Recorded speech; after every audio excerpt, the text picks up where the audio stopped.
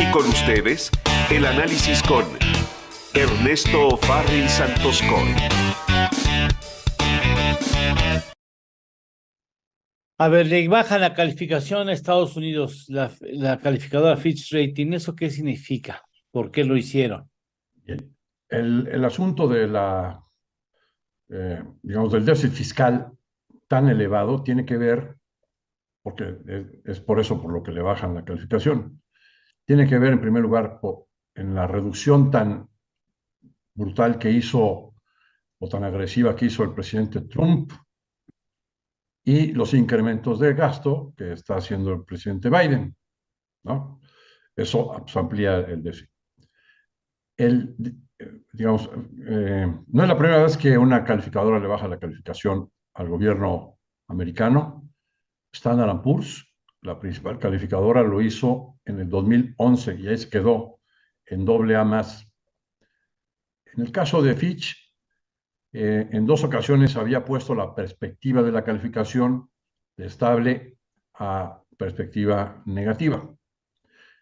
La última vez lo hizo en mayo, entonces no se puede decir que haya sido una sorpresa, porque Fitch ya había advertido al poner la perspectiva de la calificación en negativo que la iba a revisar probablemente a la baja en los siguientes meses.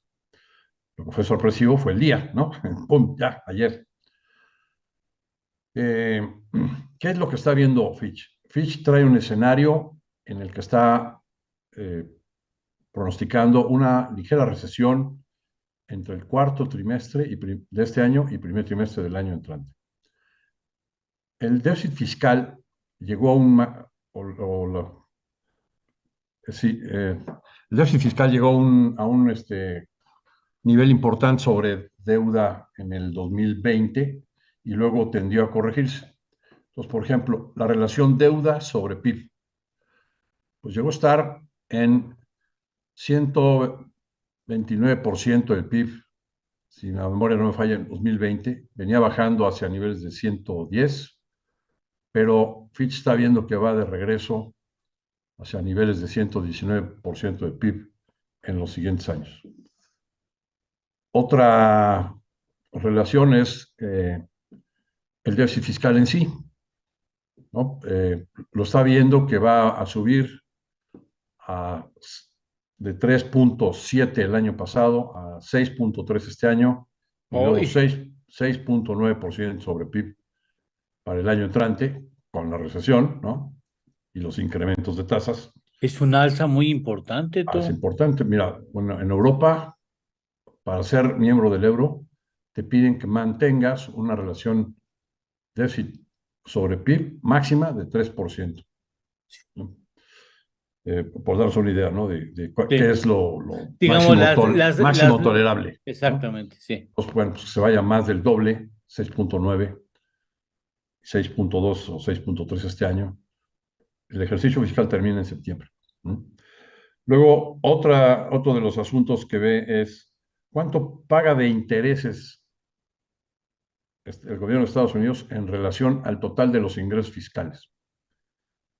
Y ahí lo que ve es que los países que tienen AAA en esta relación tienen 3% de gasto de intereses sobre 100% de gasto, ¿no? Bueno, pues lo que está viendo Fitch es que Estados Unidos está pagando 10% sobre ingresos, No me intereses sobre digas. ingresos. Entonces dice, bueno, pues sus pares están en 3 y este está pues volado, ¿no? Ahí en 10%.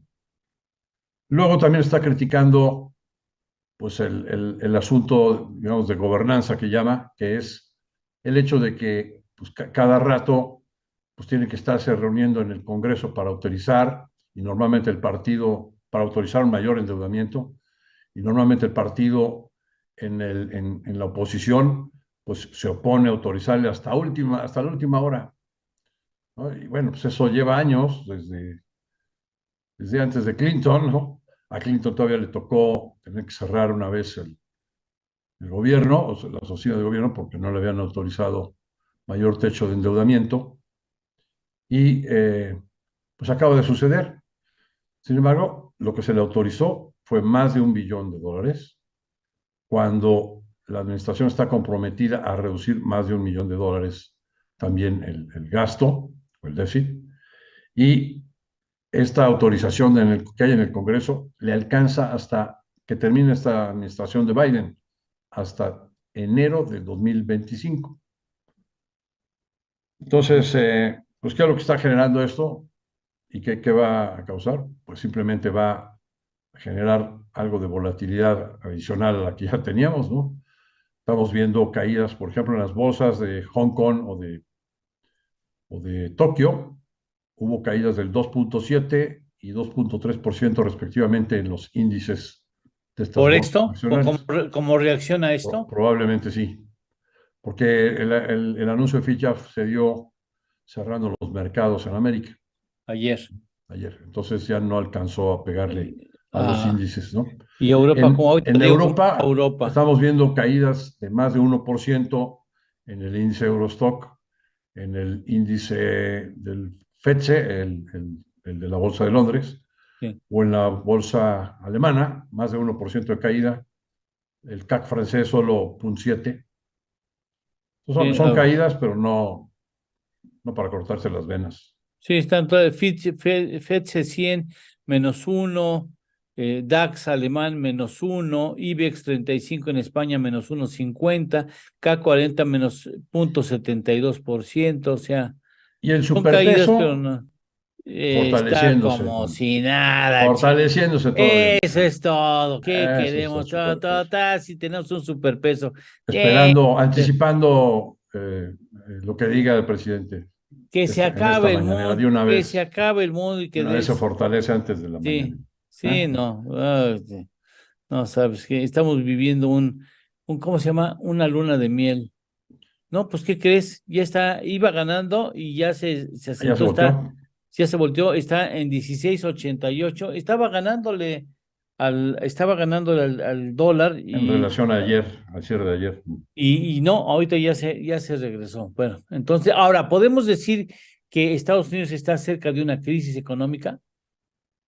Bueno, así como Fitch está pronosticando una recesión, habemos otros con lo mismo, ¿no? Unos lo ubican desde el cuarto trimestre, otros en el primer trimestre o segundo trimestre del año entrante, ¿no? Eh, pero hay también quienes han abandonado el escenario de recesión y lo están cambiando por uno de aterrizaje suave. Fíjate que en este caso, como lo que se está pronosticando en el peor de los casos son recesiones ligeras de 2 trimestres, pues muchos analistas están pronosticando un crecimiento del 0.5 o del 1% el año entrante para la economía norteamericana, pero por dentro están los datos negativos de 2 trimestres. Unos lo ponen en el cuarto trimestre de este año y un trimestre negativo el año entrante, pues te quedan 3 trimestres positivos y al final tienes un número positivo en la estimación de PIB, ¿no? Pero por dentro sí hubo algo de recesión, Sí, ¿no? sí. Y yo te digo, hay otros que ven el aterrizaje suave. Ese aterrizaje, ¿sabes? Significa que no va a haber recesión. Así es, que no habría recesión. Que a lo mejor nada más hay un trimestre negativo y ya, no más de eso. O ni uno, ¿no? ¿Qué es el escenario que la Fed ha corregido? Porque lo ha revisado. Porque antes los economistas de la Fed sí estaban asumiendo una recesión y han abandonado ese escenario y han vuelto a poner un escenario de aterrizaje suave. Entonces, al final, lo que sí es un hecho es que va a haber una desaceleración de la actividad económica importante en Estados Unidos, ya sea que lo veas como aterrizaje suave o como recesión ligera, que ya es matiz de cómo acomoda los datos, ¿no? Y Final de que nos va a cuentas. pegar. A nosotros nos va a pegar, sí, nos puede generar una recesión magnificada. Así es. Una mayor recesión, o sea, más Sí, profunda que la de ellos. un impacto mayor que el de ellos. Así Eso es. puede ser a finales de este año o principios del entrante. Nosotros estamos apuntando hacia el Más. segundo trimestre, pero hay quien lo apunta desde el cuarto trimestre de este año, hay otros que lo ponen en el primer trimestre del año entrante. Ayer salió la encuesta de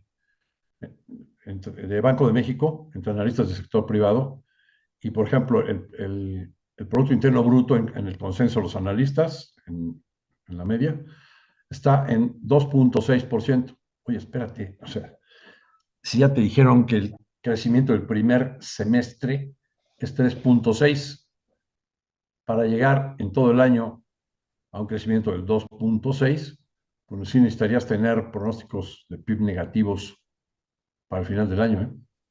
Sí, claro.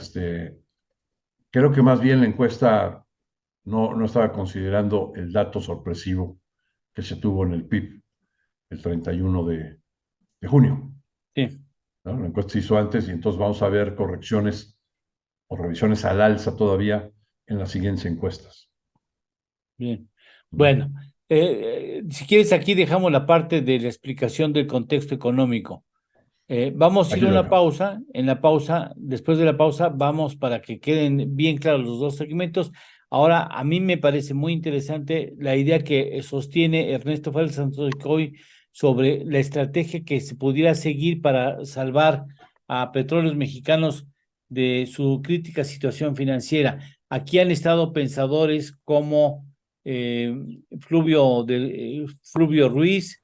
Ha estado aquí también Pech, ay, ¿cómo se llama Pech? Ramsés. Ramsés, gracias. Ramsés Pech, ha estado Rosanetti Barrios, ahora está Ernesto Fález Santos Coy con ese tema. ¿Tiene salvamento Petróleos Mexicanos? ¿Cómo? Después de una pausa.